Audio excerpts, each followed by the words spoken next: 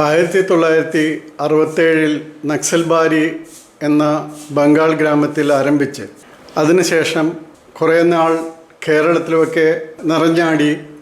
പിന്നീട് left wing extremism എന്ന പേരിൽ 2004 മുതൽ ഭാരതത്തിലെ 161 ജില്ലകളിൽ പ്രാധാന്യം നേടിയിരുന്ന നക്സൽ ബാരി അല്ലെങ്കിൽ CPIM മാവോയിസ്റ്റ് അല്ലെങ്കിൽ ലെഫ്റ്റ് വിങ് എക്സ്ട്രീമിസം എന്ന ആ സംഘടനകൾ അവരുടെ ആക്രമണങ്ങളും ആത്യന്തികമായി ഇല്ലാതാകാൻ പോവുകയാണ് എന്നാണ് നമ്മൾ മനസ്സിലാക്കുന്നത്.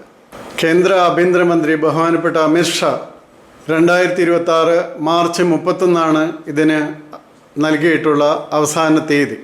2026 ഫെബ്രുവരി 15 വരെ വിവിധ സംഘടനകൾക്ക് നേതാക്കൾക്ക് സംസാരിക്കുന്നതിനും സറണ്ടർ ചെയ്യുന്നതിനുമുള്ള സമയം അനുവദിക്കണം എന്ന് പറഞ്ഞ് 3 സംസ്ഥാന ഗവൺമെൻറ്റുകൾക്കും കേന്ദ്ര ആഭ്യന്തരമന്ത്രിക്കും കത്ത് നൽകിയിരിക്കുകയാണ് LW വിഭാഗക്കാർ, ലെഫ്റ്റ് വിങ് എക്സ്ട്രീമിസ്റ്റ് വിഭാഗക്കാർ. ഇത് 2014 ഉണ്ടായിരുന്ന 161 ജില്ലകൾ കുറഞ്ഞ് ഇപ്പോൾ 11 ജില്ലകളിൽ മാത്രമാണ് നക്സലേറ്റ് പ്രവർത്തനം നടക്കുന്നത്. നക്സലേറ്റ് എന്ന് നമ്മൾ പറയുന്ന ഇപ്പോൾ ലെഫ്റ്റ് വിങ് എക്സ്ട്രീമിസം അല്ലെങ്കിൽ CPI മാവോയിസ്റ്റ് എന്ന് പറയുന്ന പ്രവർത്തനം നടക്കുന്നത്. അതുതന്നെ പ്രധാനമായും ഛത്തീസ്ഗഡിലുള്ള ബീജാപ്പൂർ, സുക്മ, നാരായൺപൂർ എന്നീ ജില്ലകളിലാണ് ഏറ്റവും അധികം കേന്ദ്രീകരിച്ചിരിക്കുന്നത്.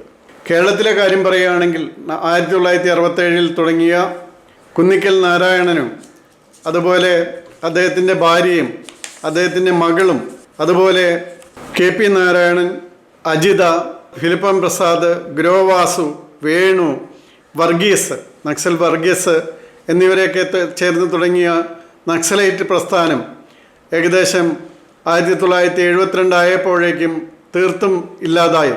അതിനിടയിൽ കോങ്ങാട് ആക്രമണം ഉണ്ടായിരുന്നു, തലവെട്ടി ഗേറ്റിൽ വെച്ച സംഭവം ഉണ്ടായിരുന്നു, അതുപോലെ പുൽപ്പള്ളി സ്റ്റേഷൻ ആക്രമണം ഉണ്ടായിരുന്നു. അതുപോലെ ഇവർ ഒരിക്കൽ തലശ്ശേരി പോലീസ് സ്റ്റേഷൻ ആക്രമിക്കാനായിട്ട് എത്തിയതാണ്. അവിടെ തലശ്ശേരി പോലീസ് സ്റ്റേഷൻ ഇന്ന് കാണുന്ന ഒരു ആ ട്രയാങ്കിൾ പോലെ കാണുന്ന ആ ഭാഗത്ത് ആണ് അന്നുണ്ടായിരുന്നത്. അതിന് ചുറ്റും റോഡിൽ രാത്രി നിറയെ പശുക്കൾ കിടക്കുമായിരുന്നു. അങ്ങനെ സ്റ്റേഷൻ ആക്രമിക്കാൻ ഇവർ വന്നെത്തിയപ്പോൾ പശുക്കൾ കൂടുതൽ ആൾക്കാരെ കണ്ട് ഭയന്ന് ഓടാൻ തുടങ്ങി. പശുക്കൾ ഓടുന്ന കുളമ്പടി ശബ്ദം കേട്ട് കുളമ്പുകൾ ടാറിട്ട റോഡിൽ അടിക്കുന്ന ശബ്ദം കേട്ട് പോലീസുകാർ വന്നു എന്ന് വിചാരിച്ച് അത് ആക്രമിക്കാൻ വന്ന നക്സലേറ്റുകൾ തിരിഞ്ഞോടിയതും ഒരു ചരിത്രമാണ്. പിന്നീട് നക്സലൈറ്റ് വർഗീസ് 1970 വയനാട്ടിൽ വെച്ച് കൊല്ലപ്പെടുന്നു. അതിനെ തുടർന്ന് 2000 ആണ്ടിൽ രാമേന്ദ്രൻ നായർ എന്ന CRPF കോൺസ്റ്റബിൾ തെളിവുകൾ കൊടുക്കുന്നു. അതിനെ തുടർന്ന് കേസുണ്ടാകുന്നു. 2010 അതിൽ ശ്രീ ലക്ഷ്മണ, അന്ന് DYSP ആയിരുന്ന ശ്രീ ലക്ഷ്മണ ശിക്ഷിക്കപ്പെടുന്നു. ഇതൊക്കെ ഒരു ചരിത്രമാണ്. എന്നാൽ LWE 2004 CPI Maoist Leninist people's war group, അതുപോലെ മാവോയിസ്റ്റ് കമ്മ്യൂണിസ്റ്റ് സെൻറ്റർ MCC ഇതൊക്കെ ചേർന്നതിനെയാണ് നമ്മൾ LWE എന്ന് പറയുന്നത്. ഇത് 2014 ഞാൻ നേരത്തെ പറഞ്ഞതുപോലെ 161 ഡിസ്ട്രിക്റ്റുകളിൽ വ്യാപകമായിട്ടുണ്ടായിരുന്നു. എന്നാൽ ഇപ്പോൾ കർശനമായ നടപടികളും വികസന നടപടികളും, അതാണ് നമ്മൾ മനസ്സിലാക്കേണ്ടത്. ഈ പ്രദേശങ്ങളിലേക്കൊക്കെ റോഡുകളും ബസ്സുകളും ആസ്പത്രികളും വിദ്യാഭ്യാസ സ്ഥാപനങ്ങളും മറ്റ് കാര്യങ്ങളും എല്ലാം എത്തി. അതുകൊണ്ട് അവിടെയുള്ള ഇടതുപക്ഷ തീവ്രവാദികൾക്ക് പിടിച്ചു നിൽക്കാൻ പറ്റാതായി അവർ ഏറ്റുമുട്ടലുകളിലും വളരെയധികം കൊല്ലപ്പെടുകയുമുണ്ടായി. ഇപ്പോൾ ഒരു കണക്ക് തന്നെ പറയുന്നത് 2004 മുതൽ 2024 വരെ 6261 സിവിലിയൻസിനെയാണ് ഇവർ കൊന്നുകളഞ്ഞത്, ലെഫ്റ്റ് വിങ് എക്സ്ട്രീമിസംകാർ കൊന്നുകളഞ്ഞത്. 2500ഓളം പോലീസ് പേഴ്സണലാണ് ഈ കാലഘട്ടത്തിൽ കൊല്ലപ്പെട്ടത്. അതുപോലെ 5763 മാവോയിസ്റ്റുകളെയാണ് ഈ കാലഘട്ടത്തിൽ കൊല്ലപ്പെട്ടതും 10,000-ലധികം പേർ കീഴടങ്ങുകയും ചെയ്തിട്ടുണ്ട്. ഈ കീഴടങ്ങൽ ഇപ്പോഴും തുടരുകയാണ്. വളരെ വലിയ രീതിയിൽ അതിനൊരു പദ്ധതികൾ എല്ലാ സ്റ്റേറ്റിലുമുണ്ട്. അതിനുള്ള ക്ലിയറായ സംവിധാനങ്ങൾ, അവർക്ക് ജോലി കൊടുക്കുന്നതിനും അവർക്ക് ചെറിയ വ്യവസായങ്ങൾ തുടങ്ങുന്നതിനുള്ള സഹായം തുടങ്ങുന്നതിനും എല്ലാമുള്ള കാര്യങ്ങളുണ്ട്. അതുകൊണ്ട് അടുത്ത മാർച്ച് മുതൽ അത് ഇല്ലാതാകും എന്നാണ് നമ്മൾ പ്രതീക്ഷിക്കുന്നത്. എന്നാൽ അങ്ങനെയല്ല, തങ്ങൾ അവസാന ശ്വാസം വരെ യുദ്ധം ചെയ്യും, ഫൈറ്റ് ടിൽ ലാസ്റ്റ് ബ്രീത്ത് എന്ന് പറഞ്ഞിരിക്കുന്ന people liberation of India army എന്ന് പറയുന്ന ഒരു വിഭാഗവും ആഹ്വാനം ചെയ്തിട്ടുണ്ട്. എനിക്ക് തോന്നുന്നു അത് പ്രധാനപ്പെട്ട ഒരു വിഭാഗമല്ല, ചെറിയൊരു വിഭാഗം മാത്രമാണ്. പക്ഷേ പോലീസ് വിഭാഗങ്ങൾ അതിൻ്റെ ശ്രദ്ധയോടും അത് വളരെ സൂക്ഷ്മമായി നിരീക്ഷിച്ച് തന്നെയാണ് മുന്നോട്ട് പോകുന്നത്. അതോടൊപ്പം വികസനം എല്ലായിടത്തും ചെന്നെത്തുന്നു എന്നുള്ളതാണ് ഇത് ഇല്ലാതായി വരുന്നതിനുള്ള പ്രധാന കാര്യം. പക്ഷേ മറ്റൊരു കാര്യമുണ്ട്, അർബൻ നക്സലുകൾ.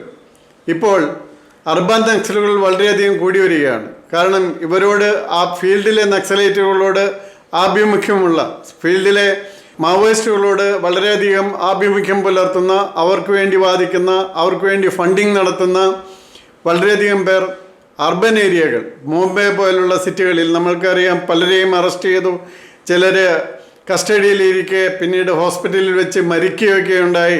അങ്ങനെയുള്ള കേസുകളൊക്കെ ഉണ്ടായിട്ടുണ്ട്. പക്ഷേ ഇനി അത് വേണ്ടിവരില്ല എന്നാണ് നമ്മൾ പ്രതീക്ഷിക്കുന്നത്.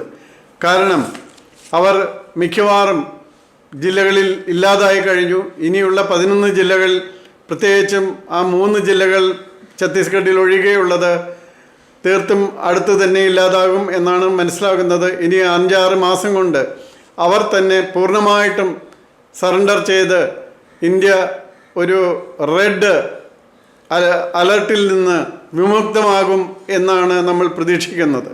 ഇത് നക്സൽബാരിയിൽ നിന്ന് തുടങ്ങിയ അവസാനം അത് ഛത്തീസ്ഗഡിൽ അവസാനിക്കുമ്പോൾ എന്തൊക്കെയാണ് നടന്നത്, എത്ര മനുഷ്യരാണ് കൊല്ലപ്പെട്ടത്, എത്ര ജില്ലകളാണ് വികസനമില്ലാതെ മുരടിച്ചു നിന്നത്, പക്ഷെ അതിൻ്റെ മറവിൽ നടന്ന കാര്യങ്ങൾ എന്തൊക്കെയാണ് എന്നുകൂടി നമ്മൾ അറിയേണ്ടതാണ്. ആ സ്ഥലങ്ങളിലെല്ലാം മതം മാറ്റം വളരെ കാര്യമായിട്ട് നടന്നിരുന്നു. കാരണം നമ്മൾക്ക് ഈ അടുത്ത കാലത്ത് ഛത്തീസ്ഗഡിലുണ്ടായ നാരായൺപൂരിലെ സംഭവങ്ങൾ അറിയാവുന്നതാണ്. ഏതായാലും അതിനെല്ലാം ഒരു പരിസമാപ്തി വരികയാണ്. CPI മാവോയിസ്റ്റ് LW എന്ന ആ വിഭാഗത്തെ പൂർണ്ണമായി ഇല്ലാതാക്കുന്നതിനും അവരെല്ലാവരും ഒന്നുകിൽ സറണ്ടർ ചെയ്ത് തീരുന്നതിനും അല്ലാത്ത പക്ഷം അവരെ ഇല്ലാതാക്കുന്നതിനുമുള്ള നടപടികൾ എടുക്കുകയാണ്. ഇനി കേരളത്തിൽ ഇതിൻ്റെ നേതാക്കളായിരുന്നവർ എവിടെയൊക്കെയാണ് ഇപ്പോൾ എന്ന് നോക്കിയാൽ, വേണു ഒരു റൈറ്ററും മറ്റുമായിട്ട് തുടരുകയാണ്. അതുപോലെ ഫിലിപ്പം പ്രസാദ്, അദ്ദേഹം ആത്മീയതയിലേക്ക് മാറിക്കഴിഞ്ഞു. ശ്രീമതി അജിത ഇതോടെ ആഭിമുഖ്യമുണ്ടെങ്കിലും മറ്റ് പ്രവർത്തനങ്ങളിൽ ഏർപ്പെട്ടിരിക്കുകയാണ്. അതുപോലെ ഗ്രോ വാസു ഉണ്ടായിരുന്നു, സജീവമായി ഇത്തരം കാര്യങ്ങളിൽ ഇടപെട്ടിരുന്ന ഒരു വ്യക്തിയാണ്. അപ്പോൾ അങ്ങനെയുള്ള ഒരു സ്ഥിതിവിശേഷത്തിലാണ് കേരളത്തിലും ഉണ്ടായത്. 2016 മുതൽ കേരളത്തിലും കുറച്ച് നക്സലേറ്റ് അല്ലെങ്കിൽ മാവോയിസ്റ്റ് ആക്രമണങ്ങളോ അതല്ലെങ്കിൽ അതിൻ്റെ കൗണ്ടർ ആക്രമണങ്ങളോ ഉണ്ടാകുകയും 6-7ഓളം പേർ കൊല്ലപ്പെടുകയും ഉണ്ടായിട്ടുണ്ട്. ഇനി കേരളത്തിനെ ഒരു മാവോയിസ്റ്റ് വിമുക്ത സ്റ്റേറ്റായിട്ടാണ് കേന്ദ്രം പ്രഖ്യാപിച്ചിരിക്കുന്നത്. അപ്പോൾ അങ്ങനെ മിക്കവാറും എല്ലാ സ്ഥലങ്ങളും മാവോയിസ്റ്റ് വിമുക്ത സ്റ്റേറ്റുകളും ഡിസ്ട്രിക്റ്റുകളുമായി മാറുകയാണ്. അവിടെയെല്ലാം വികസനം ചെന്നെത്തുകയാണ്. അതുകൊണ്ട് നമ്മൾ ഇന്ത്യയുടെ ഉള്ളിൽ ചെയ്യുന്ന ഒരു യുദ്ധം ഏകദേശം അവസാനിപ്പിക്കാനുള്ള നല്ലൊരു ഘട്ടത്തിലേക്ക് എത്തുകയാണ് എന്നാണ് എനിക്ക് തോന്നുന്നത്. അത് 2 കാര്യം കൊണ്ട് ചെയ്തതാണ്. ഒന്ന്, വളരെ കൃത്യമായ പ്ലാനിങ്ങോടുകൂടി പാരാമിലിറ്ററി ഫോഴ്സസും സ്റ്റേറ്റ് പോലീസ് ഫോഴ്സസും അതുപോലെ വളരെ കൃത്യമായ പ്ലാനിങ്ങോടെയുള്ള വികസനവും 2014 മുതൽ നടത്തിയ വികസന പ്രവർത്തനങ്ങൾ ഇതിന് വളരെ ഫലപ്രദമായ മറുപടിയായിരുന്നു. അങ്ങനെ അവിടെ എല്ലാ മേഖലകളിലും ഒരിക്കലും ഒരു ബസ് ഓടാത്ത സ്ഥലങ്ങളിൽ, ദാരിദ്ര്യം നിറഞ്ഞു നിന്നിരുന്ന സ്ഥലങ്ങളിൽ ആ ദാരിദ്ര്യമെല്ലാം മാറി അവർക്ക് തൊഴിൽ കിട്ടാൻ തുടങ്ങി. അവർക്ക് സ്കൂളുകൾ, കോളേജുകൾ, ആസ്പത്രികൾ അതുപോലുള്ള സൗകര്യങ്ങൾ കിട്ടാൻ തുടങ്ങി. അങ്ങനെ റോഡുകൾ, റെയിലുകൾ എല്ലാം വന്നു തുടങ്ങിയപ്പോൾ അവിടെയുള്ള ജനങ്ങളും ഇവരിൽ നിന്ന് തീർത്തും അകന്നുപോയി. അങ്ങനെയാണ് ഇത് പര്യവസാനിക്കുന്നത്. അത് നല്ല രീതിയിൽ പര്യവസാനിക്കട്ടെ. ഒരു പുതിയ മുഖം ഇന്ത്യയുടെ ഉള്ളിൽ ഉണ്ടാകട്ടെ എന്ന് നമുക്ക് പ്രത്യാശിക്കാം.